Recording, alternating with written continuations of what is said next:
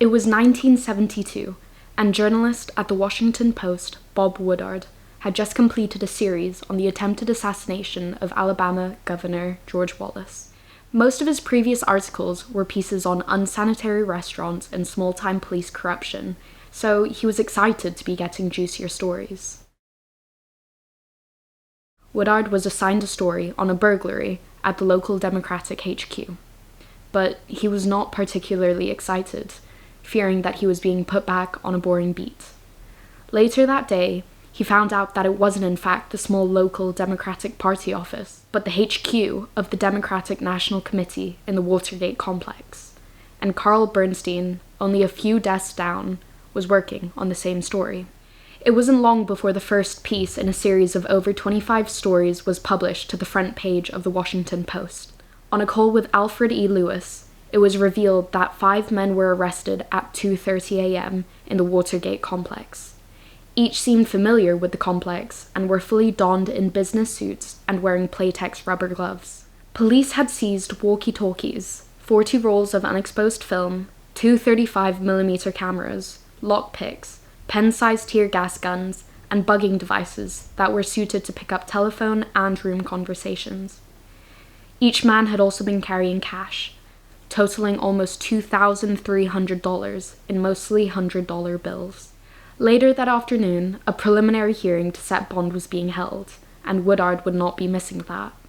It was when James W. McCord Jr., one of the arrested burglars, was on the stand and revealed that he was a recently retired security consultant from the CIA. As shock reverberated around the room, Woodard rushed back to the newsroom, a clear angle for this story. McCord, a member of the Republican Party, had aided in the break-in. He was the security coordinator for the Committee for the Re-election of the President, an organization known as CREEP. This meant that one of the burglars was directly tied to the Nixon campaign, although attempts by John Mitchell, the former U.S. Attorney General that had resigned earlier that year to run the Nixon re-election campaign, were made to distance McCord from the campaign. On June 19, 1972, an anonymous tipper, dubbed as Deep Throat, provided information to Woodard and Bernstein. He told the journalists that Howard Hunt, former CIA agent and one of Nixon's staff members, was involved in the scandal. Other evidence pointed towards Hunt's involvement, including address books, unsent mail, and checks. The address book also listed G. Gordon Liddy, former FBI agent and CREEP finance counsel. This gave journalists plenty of leverage to call for a widespread investigation of the White House's activities. The man later revealed himself as Mark Felt, the second-in-command at the FBI. This came to light in an article in Vanity Fair in 2005. At the time of the scandal, Felt headed the FBI's investigation to determine the extent of the White House's involvement with the break-in. His help meant that an otherwise slow and lengthy trial was significantly sped up. The Washington Post published a story by Woodard and Bernstein that revealed the burglars' money came from the campaign.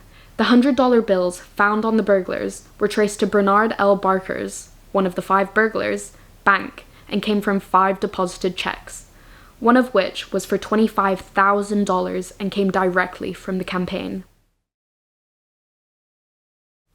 On September 15, the 5 burglars, along with Hunt and Liddy, were all indicted on federal charges, with a cash stash finally revealed.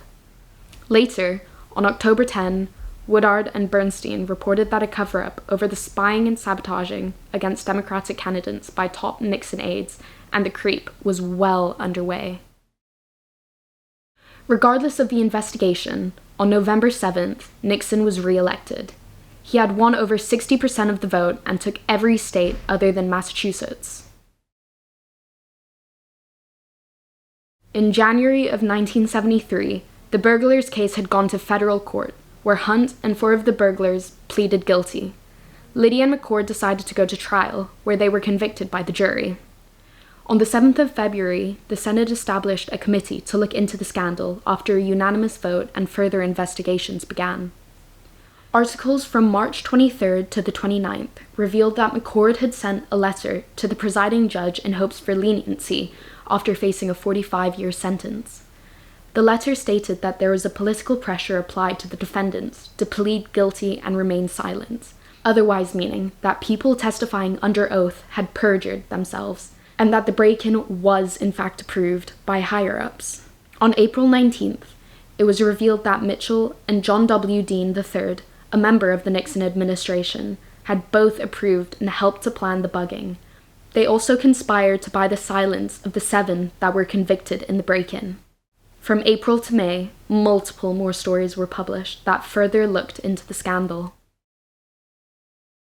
It was on June 3rd that Nixon was finally tied to the scandal, where Dean had publicly accused the president. On July 16, it was revealed that the president had tapes of recorded talks and phone calls. The battle for the tapes began on the 23rd of that month. Subpoenas were made to attain them, but Nixon cited executive privilege and refused to turn them over, but the White House's appeals were lost over rulings that the president had to turn the tapes over. In what is now known as the Saturday Night Massacre, Nixon ordered the firing of Special Prosecutor Archibald Cox.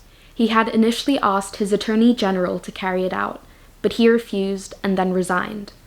William D. Ruckelshaw also refused to do so and was fired by Nixon. Solicitor General Robert Bork agreed to fire Cox. Leon Jaworski was then appointed as the new special prosecutor, where he resumed and expanded the battle for the tapes. "I'm not a crook," is what Nixon declared in an hour-long question and answer session with Associated Press editors. He claimed that the tapes would prove that he had no prior knowledge of the Watergate break-in or the cover-up.